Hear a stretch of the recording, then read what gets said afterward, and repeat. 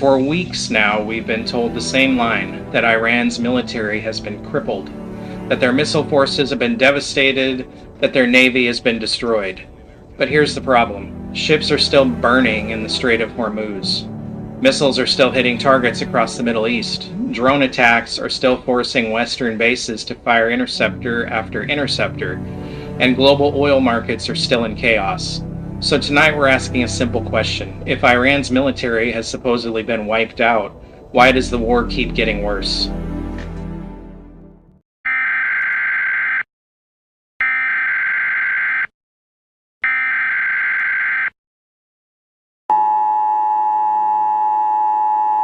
The Strait of Hormuz is still a problem. Let's start with the choke point that matters most, the Strait of Hormuz. Roughly 20% of the world's oil supply normally passes through that narrow stretch of water between Iran and Oman. When the war escalated at the end of February, Iran's response was immediate.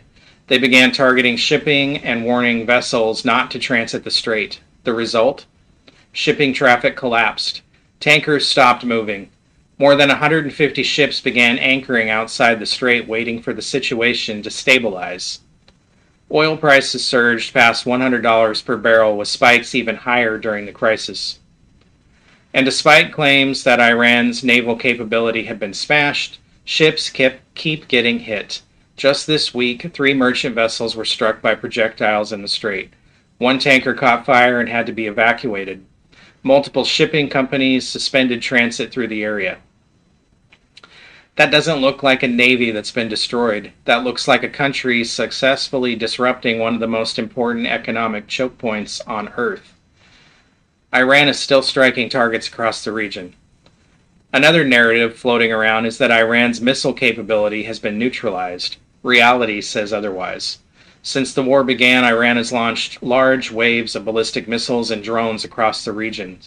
Targets have included U.S. bases in Kuwait, military facilities in Bahrain, infrastructure in the UAE, ports and oil tankers in Oman. In Kuwait alone, 97 ballistic missiles and 283 drones were launched towards U.S. and allied targets. Even with heavy air defense interceptions, several strikes still caused damage and casualties. In Bahrain, Iranian strikes even hit buildings near the U.S. Navy's 5th Fleet headquarters, injuring personnel and civilians. And in the UAE, hundreds of drones and missiles forced air defenses into continuous operation, with debris falling into populated areas after interceptions. So again, if Iran's missile force has supposedly been wiped out, why are we still intercepting hundreds of them? Drones and asymmetric warfare. Iran's strategy has never been about matching the U.S. ship for ship. It's about asymmetric warfare. Cheap drones, sea mines, explosive boats, anti-ship missiles, and that strategy appears to be working. Western bases in the region are firing so many interceptor missiles at Iranian drones that new supplies have to be flown in just to keep up. Think about the economics for a moment. A drone costing maybe tens of thousands of dollars forces the launch of an interceptor missile that can cost hundreds of thousands or even millions. That's not just a military battle, that's a financial strategy. The global cost.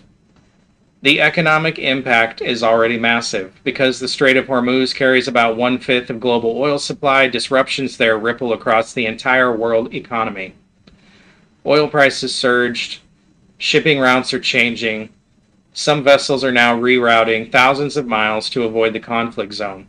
Even the Panama Canal is expecting increased traffic because ships are choosing longer routes to bypass the Gulf entirely. When supply routes shift like that, everything becomes more expensive. Fuel, shipping, food, manufacturing.